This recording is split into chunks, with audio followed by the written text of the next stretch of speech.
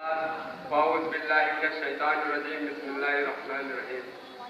के सदर जलसा एएचएम साहिबा और हमारे जूनियर कॉलेज के इंचार्ज खंडेकरी सर, तमाम असातिज़ा हज़रात और ख़वातीन और मेरे प्यारे साथियों, अस्सलामु अलैकुम रहमतुल्लाहि बरकातुहू।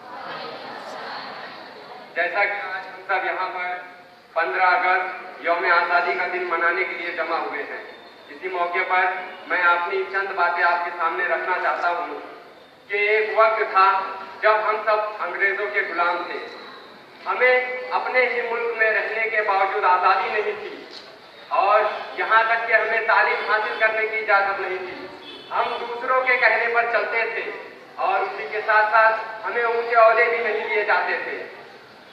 लेकिन ऐसे हालात में भी हमारे चंद रहनुमाओं ने हिम्मत करके गुलामों को इज्तिमा किया। उन सबके दिलों में ये जज्बात पैदा किए कि ये सरजमी हमारी है, ये मुल्क हमारा है, हम इसी मिट्टी से पैदा हुए हैं और इसी में हमें दफन होना है। और वो दूसरे यानी अंग्रेज आकर हम पर राज कर रहे हैं, हम किसी भी हाल में उन्हें यहाँ से भगा कर ही रहेंगे, फिर चाहे इसके लिए हमारी जान ही क्यों न चली जाए।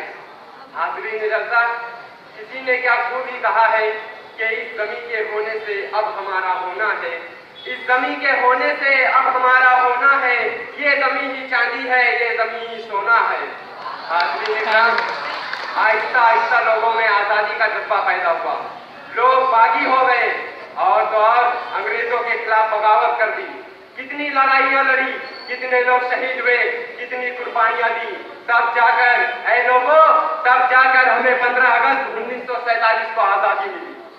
आज हम आज़ाद हैं क्योंकि उस वक्त उन्होंने मिलकर एक साथ आज़ादी के लिए लड़ाइयाँ लड़ी थी। उन सबने जात पात ऊंच नीच कुछ भी नहीं देखा, सिर्फ और सिर्फ अपने वतन के लिए एकजुट होकर लड़ते रहे। मगर अफसोस कि आज हम आज़ादी के बाद आपस में ही लड़ रहे हैं, कभी धर्म के नाम पर, कभी जात के नाम पर, तो कभी मजहब के नाम पर।